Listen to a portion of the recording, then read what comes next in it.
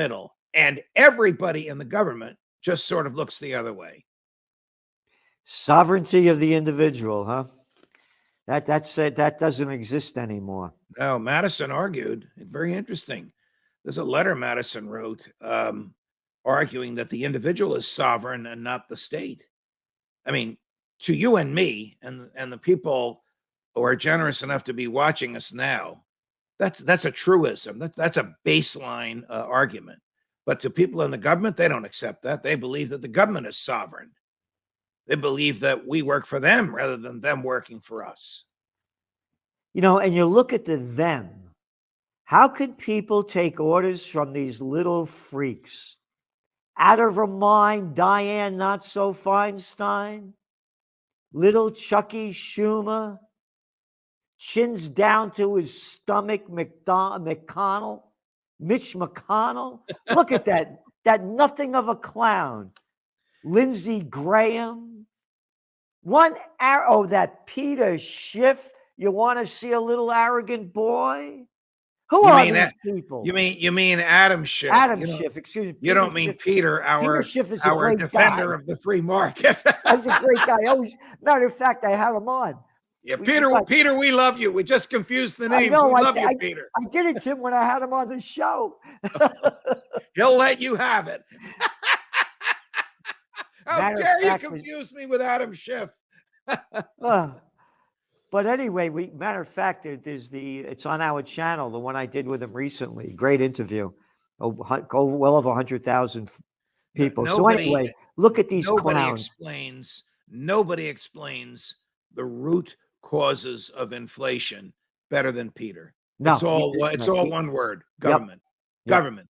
Yep. It's not Putin. It's not the oil companies. They're not saints, but they're not the cause of inflation. It's the government. Period. Yeah. I mean, look what they just did with this fighting the COVID war. They pumped in these trillions of dollars to artificially pop up the economy, and as inflation's skyrocketing, they got interest rates down to zero. Right. And now you saw the numbers that came out was like 4.5 million people quit their jobs. Right. Because the government gave them enough money to live on. Yeah. So the government shut down the economy and then added $3 trillion to the money supply. It's a recipe for disaster, and we're paying for it now. Yeah. I saw a sign $6 a gallon for gas. It now costs more than $100 to fill your car with gas. I mean, that's just intolerable. Yep. And it's all the government's fault for too much money chasing too few goods. Again, we keep calling it the government, but to me, we have to identify it's not a government. These are mentally ill people. They're mentally deranged psychopaths and sociopaths. You right here, every member of Congress has taken an oath to uphold the Constitution, yet repeatedly majority votes and the signatures of all pre-Biden presidents since 2008 continually reenacting Section 702. Congress has permitted the FBI to bypass the Constitution. Again, Congress, people. Thus, FBI spying is lawful because a state authorizes it, but unconstitutional because the statute violates the Fourth Amendment. So, Judge, to me, this is USSA, and it is the KGB. When this news broke, you informed me of it. And without even seeing the identity of who sent me the email, I knew it was you because the subject line was America spelled with a K instead of a C, which is, of course, the way we sometimes spell it to point out that we are slipping, not so slowly anymore, into a Soviet-style totalitarian government. But what startles me the most is not that Congress did this, because Congress is in the hands of the intelligence community, because the intelligence community and law enforcement have dirt on members of Congress. And they will coerce members of Congress. They will show them in private what they have on them in order to get them to keep voting for these illegal authorities and to increase the budgets of these intelligence community domestic spies. But what startles me, or what upsets me the most, is that there is, as I said earlier, there is no outrage, Gerald.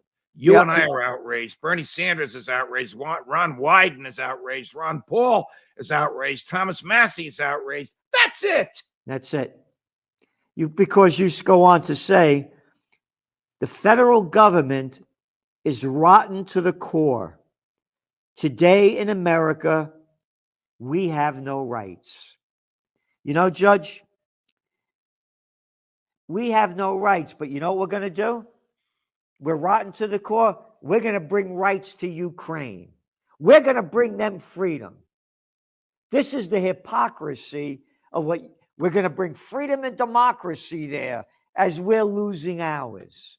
Well, remember George W. Bush, we're going to bring freedom and democracy to Afghanistan and to Iraq, and we're going to borrow $3 trillion to do it. What a disaster. You know, on this war front, by the way, you know, all the news, I want to tie this into something. All the news now is Roe versus Wade. And the politicians are coming out, many of them, you know, how terrible it is to have abortions and kill an unborn. But you know what? These are the same politicians that go over to Ukraine to send more lethal weapons to kill people. Yes. These are the same politicians that vote for every war that there's been going on since they've been alive and in office. So tell me what's going on here. It's can't kill an unborn, but we can kill anybody we want in any country.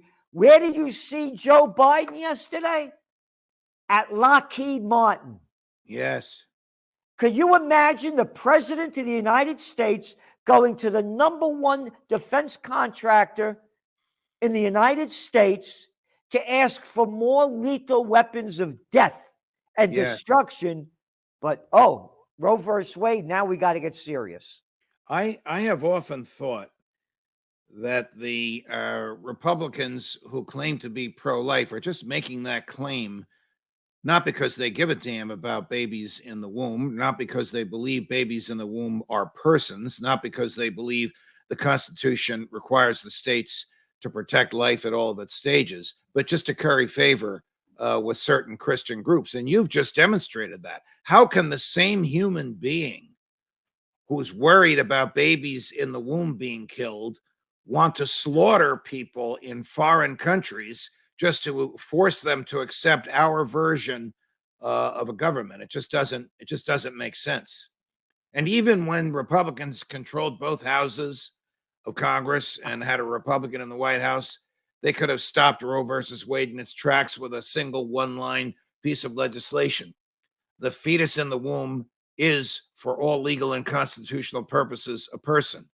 Such legislation was never even brought to the floor because Republican leadership wouldn't allow it to come to the floor. So these people are not serious pro-life people. They're duping the pro-life community. You can't be in favor of protecting the life of a baby in the womb when you're not in favor of protecting the life of a human being on the street in a foreign country.